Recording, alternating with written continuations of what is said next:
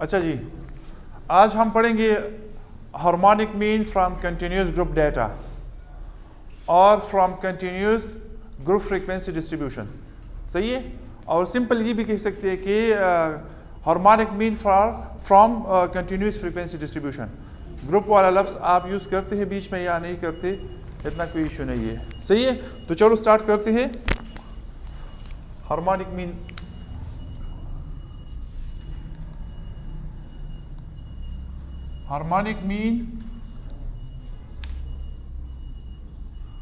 from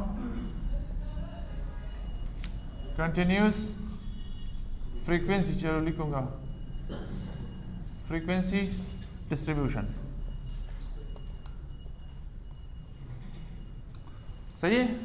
अगर हमारे पास frequency distribution दिया गया हो, वो कंटिन्यूस हो, तो उस केस में फिर हम हार्मोनिक मीन किस तरह कंप्यूट कर लेंगे, आज वो सीखते हैं। सही है। तो इसके लिए मैं आपकी बुक से एक एग्जांपल ले लेता हूँ। एग्जांपल है, ये कंटिन्यूस क्लासेस है, तो क्लासेस स्टार्ट होते हैं। फर्स्ट क्लास है 0 to 9, दूसरा है 10 to 19, तीसरा है 20 to 29, चौथा है 30 to 39, पांचवा है 40 to 49। सही है। ये हो गई क्लासेस। सही है। और हर क्लास के अगेंस्ट फ्रीक्वेंसी है, तो फर्स्ट क्लास की अगेंस्ट फ्रीक्वेंसी है 5, दूसरा है 10, तीसरा है 15, चौथा है 7 और फिर आखिरी है 3। सही है। So these are the frequencies of these continuous classes और कंटिन्यूस ग्रुप्स। सही है। तो जिस तरह मैं आपको कहता रहता हूँ कि स्टैटिस्टिक्स में बेहतर ये कि हम सबसे पहले डेटा लिखने के बाद सोल्यूशन में सबसे पहले हम क्या करें, हम फार्मूला लिख लें। सही है। फार्मूला लिखेंगे और फिर फार्मूला को देखेंगे कि फार्मूला में कौन कौन से स्टेप्स है।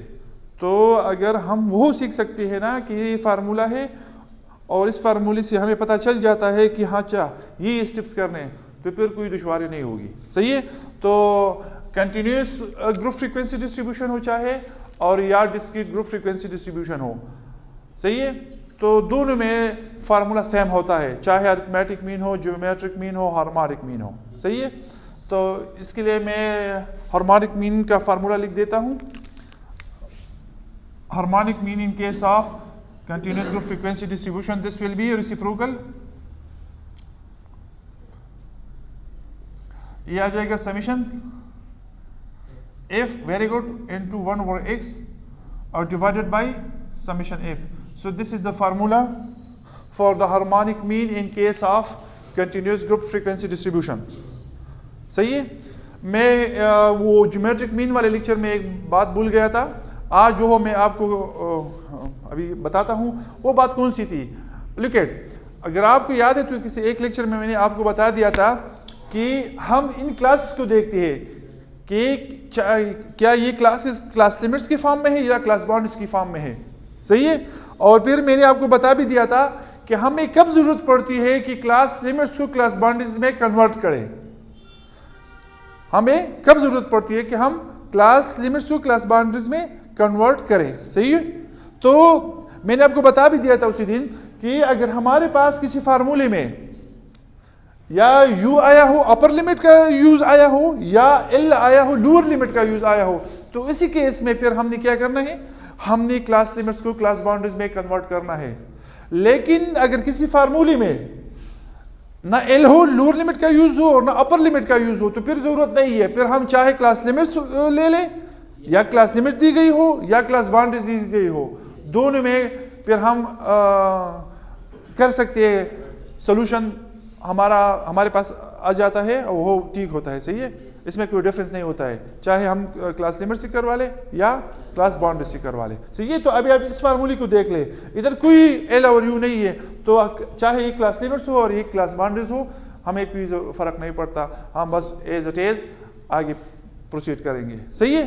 तो ये वही बात हो गई। अच्छा, अभी इस फार्मूले को अगर हम देखते हैं ना, तो इधर 1 over x है, लेकिन 1 over x को तो छोड़ो, सारा x भी डेटा में नहीं है, तो x के लिए तो आपको याद है ना, हम क्या करते हैं, क्लास मार्क्स या क्लास मिड पॉइंट्स कंप्यूट करते हैं।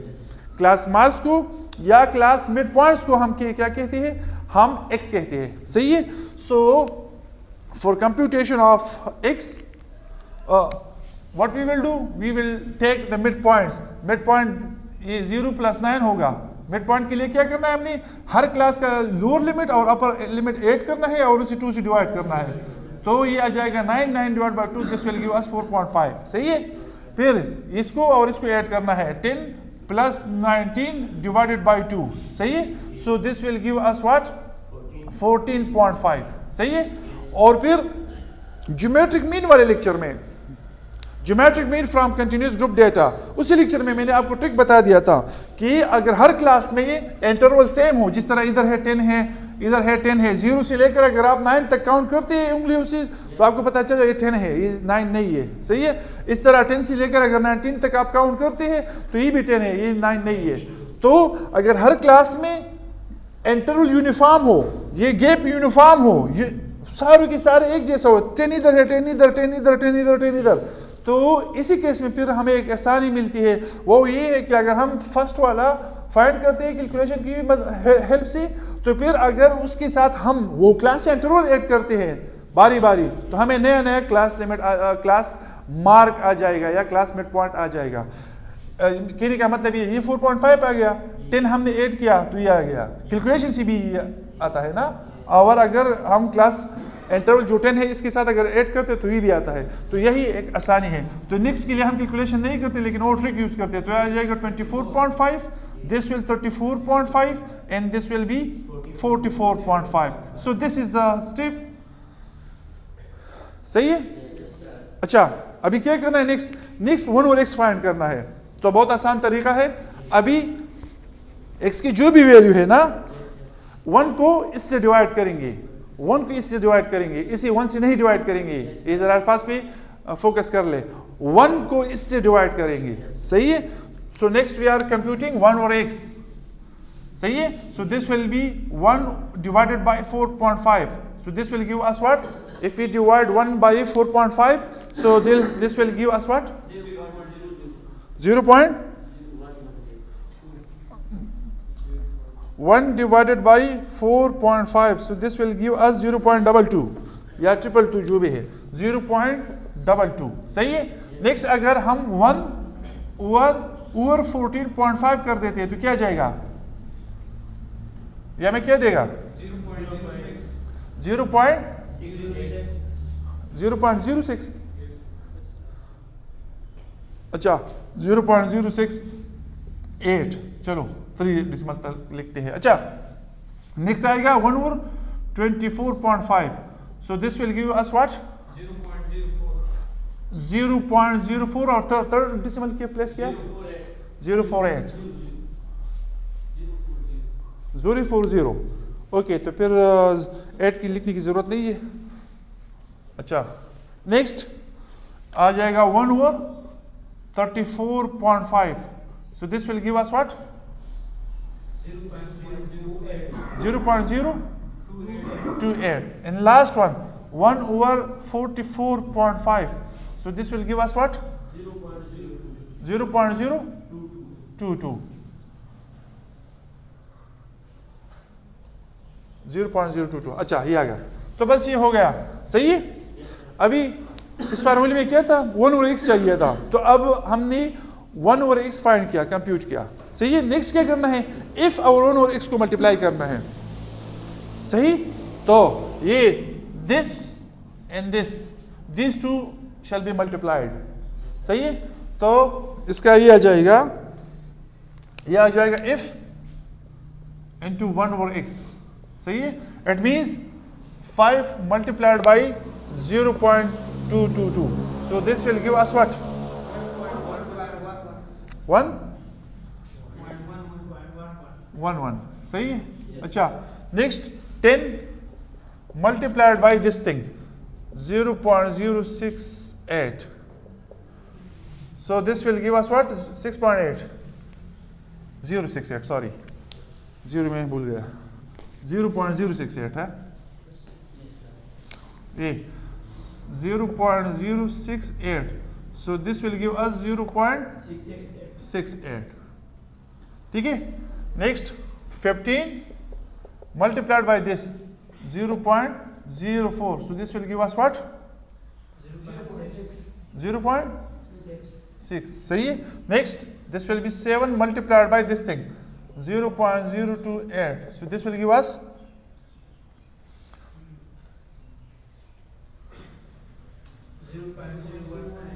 0.019. Okay, that's okay. Now this last one 3 multiplied by 0.022. 0.06. So this is the, अगर हम इसे ऐड करते हैं ना तो न्यूमेरिकल सम तो न्यूमेरिकली आ जाएगा, लेकिन ये अलजेब्रिक सम किस तरह हम डिनोट करेंगे? इस तरह summation f into 1 over x. मैंने आपको बता भी दिया है पहले लेक्चर्स में भी कि क्या है, जो कॉलम का नेम है, टाइटल है, उसके साथ सिग्मा लगाएंगे तो इसका मतलब ये कि इस कॉलम में जितनी भी वैल्यूज है न्यूमेरिकल नंबर्स है हम एक साथ ऐड करते हैं और टोटल हासिल करते हैं. सही है. So this is the way. Okay, तो अगर हम इसे ऐड कर देते हैं ना तो ये क्या देगा? Summation f into 1 over x का न्यूमेरिकल क्वांटिटी क्या आ जाएगा? ये ऑलरेडी बुक में दिया है ना, 2.6833. 2.6833. So this is the number, see, which we need. अच्छा, तो अभी क्या होगा? अभी यही वैल्यूज डाल देती है.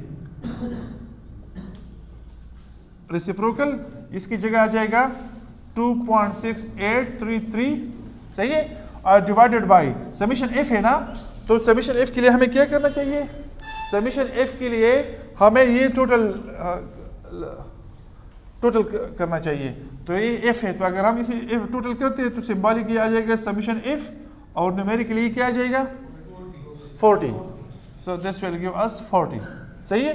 तो इधर अभी 40 से डिवाइड करेंगे. ठीक है. तो अगर हम इसे 40 से डिवाइड कर देते हैं तो क्या देगा? 2.6833 divided by 40. This will give us 0.067. हाँ. So this will give us reciprocal 0.067. सही है. अभी रेसिप्रोकल का अमल करना है, तो रेसिप्रोकल के अमल के लिए हमने क्या करना है? हमने इस चीज को, अगर इसको मिटाना है तो इस चीज को 1 के नीचे लिखना है, 1 को इस चीज से डिवाइड करना है. तो ये सही है. तो हम अगर इसे डिवाइड कर देते हैं तो क्या आंसर मिलेगा? क्या चीज? हाँ, यही. तो the final answer is HM is equal to 14.92. So this is the answer. सही है. So this is the final answer of harmonic mean from continuous group frequency distribution, or from continuous frequency distribution, or from continuous group data. All of them are having the same meanings. सही है. सही है. हाँ, तो ये तरीका है. अगर हमने हार्मोनिक मीन कंप्यूट करना है कंटिन्यूस ग्रुप फ्रीक्वेंसी डिस्ट्रीब्यूशन से, तो यही तरीका है कि सबसे पहले हमने क्या करना है? हमने क्लासेस से x निकालना है, x कंप्यूट करना है. x क्या है? क्लास मिड पॉइंट्स या क्लास मार्क्स. सही है. और उसके बाद रेसिप्रोकल लेना है x का जब हमने रेसिप्रोकल लिया तो फिर f से हर वैल्यू को करस्पॉन्डिंग फ्रीक्वेंसी से मल्टीप्लाई किया. 1 ओवर x की पहली वैल्यू को फ्रीक्वेंसी की कॉलम की पहली वैल्यू से मल्टीप्लाई करना है, 1 ओवर x की दूसरी वैल्यू को फ्रीक्वेंसी कॉलम की दूसरी वैल्यू से मल्टीप्लाई करनी है, और इस तरह सारे. सही है. और आखिर में ये कॉलम बन गया, इसका टोटल हमने फाइंड किया, टोटल को उधर फार्मूले में रख दिया. सही है. और डिनोमिनेटर में समेशन f की वैल्यू डाल दी, तो दोनों का वो डिवीजन कर दिया और फिर रेसिप्रोकल लिया, तो finally we got the answer which is 14.92. तो अगर आप देखते हैं ना तो 14.92 किधर आ जाता है? इधर आ जाता है. सही है. So this is somewhere in the centre. ठीक है. हाँ, कोई मसला है? कोई issue? Clear? Okay, thank you.